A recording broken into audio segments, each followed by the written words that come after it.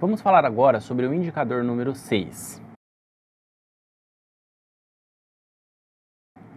Proporção de pessoas com hipertensão com consulta e pressão arterial aferidas no semestre.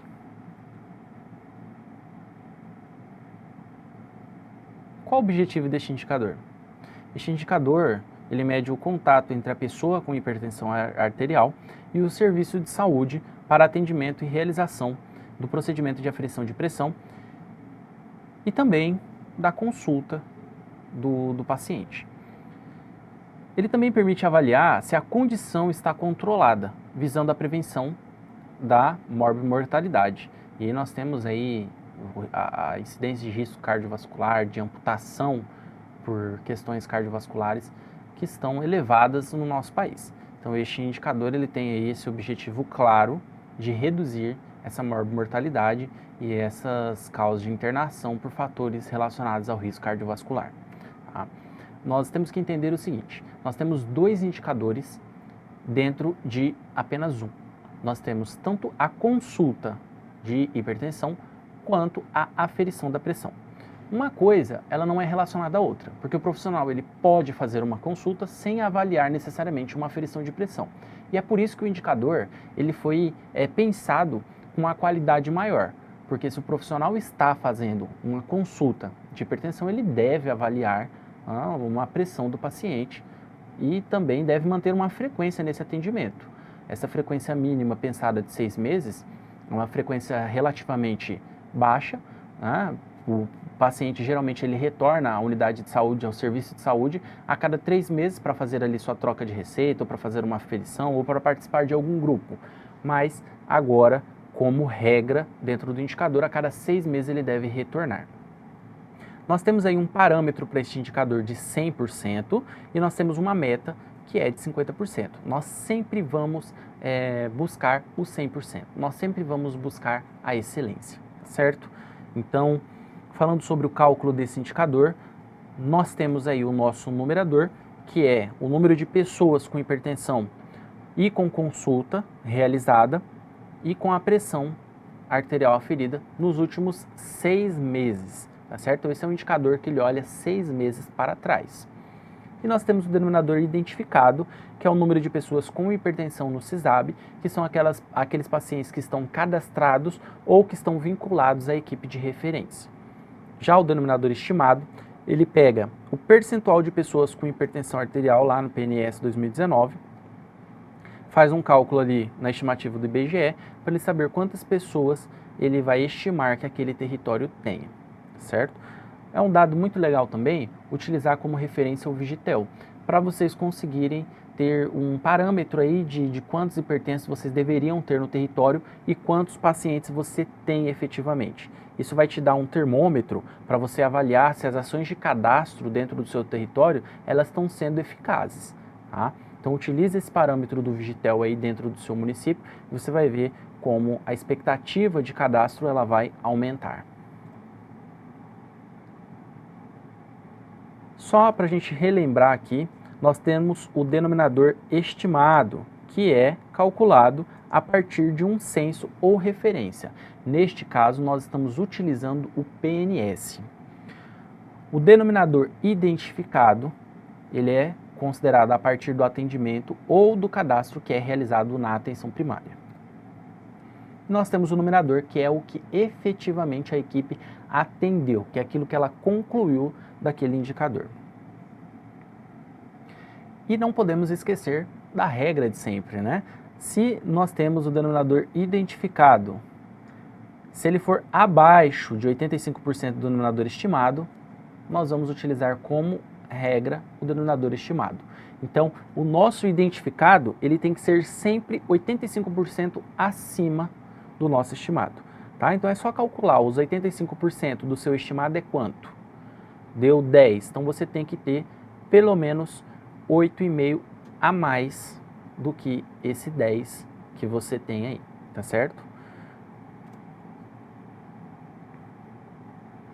Trouxe aqui então aquele famoso quadrinho onde a gente vê. Vamos seguir um exemplo então. No seu território você tem 10 pessoas estimado como hipertensas.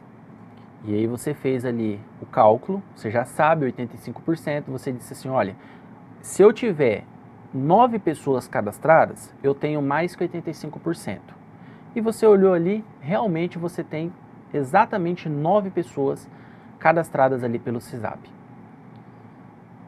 Se você tem 85% deste cadastro do denominador estimado, se a resposta é sim, então nós vamos utilizar o seu 9 como referência, tá certo? Então ali, ao final, você vai ter uma meta de 9 pessoas para você atingir aquele numerador, e se você tiver alcançado o numerador 5 pessoas, é só você fazer a proporção para você saber a porcentagem que você vai alcançar desse resultado, tá certo? Então, agora está ficando mais simples, né? Agora está ficando mais fácil de entender essa regra do denominador estimado e do denominador informado. Aqui nós temos o período de avaliação, então lembre-se, este dado, ele é mensurado dos últimos 6 meses. Então nós temos aqui uma data de corte. Ele cortou o ano em duas partes. Nós temos aqui a primeira parte e nós temos aqui a segunda parte. A primeira parte vai começar ali, a segunda parte, ela vai começar ali no dia 1º de julho e vai encerrar aqui, ó, no dia 31 de dezembro, tá certo? Então tudo que foi feito dentro deste período aqui, ó, eles vão pegar esses pacientes, vão analisar o que foi feito dentro deste período aqui, ó, no quadrimestre de avaliação, lá em dezembro, e vai ver, ó, o seu João, ele teve a consulta de hipertensão? Ele teve a aferição de PreA? Sim. Aí você tem esse dado registrado lá dentro do sistema, tá certo? Vamos ver aqui no primeiro como que ficaria? Então, no primeiro aqui, nós temos janeiro, fevereiro, março e abril, e nós temos um quadrimestre de avaliação. Em geral, um quadrimestre sempre acaba esbarrando no outro. Então, neste quadrimestre aqui, ó, você vê que ele acaba pegando um pouquinho, no segundo quadrimestre, ele acaba pegando um pouquinho do primeiro semestre e do segundo semestre, tá certo? Mas ele vai mensurar o quê? Os últimos 6 meses. Então, a gente conta 6 meses para trás, 1, 2, 3, 4, 5, 6. Então, todo esse período aqui vai ser analisado neste quadrimestre aqui, tá certo? Então, essa que é a regra do período de avaliação. Vinculação do usuário à equipe de referência.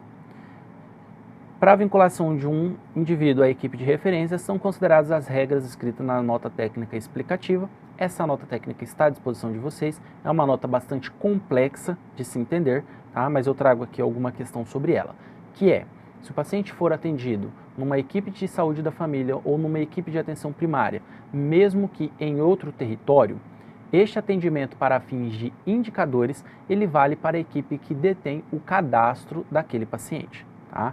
Então, eu sou da equipe A. Meu paciente, ele aferiu a pressão numa ação que teve, que convidaram ele lá na equipe B. Não tem problema. Esta aferição de pressão está sendo contabilizada para a minha equipe. Basta eu fazer a consulta, certo? Porque são 2 indicadores dentro de um, como eu disse para vocês, a consulta e a aferição de pressão. A aferição de pressão está ok, então basta eu fazer a consulta que o indicador vai ser 100% concluído para a minha equipe. Então não tem problema este acompanhamento ser realizado esporadicamente fora do território, pois esse indicador será contabilizado para mim. Então, gestor, não se preocupe no caso de ausências de profissionais médicos, por exemplo. Se o paciente ele é acompanhado ali dentro da sua unidade, mas de repente, por ausência de um profissional, ele precisa buscar um atendimento clínico médico em outro território. Ele vai lá no outro território, faz a consulta que ele precisa, porém ele deve continuar sendo acompanhado pela equipe da área de referência, pelo enfermeiro ali daquela unidade, tá certo? Nós ainda vamos falar sobre o indicador número 7, então fique com a gente aí para essa última aula.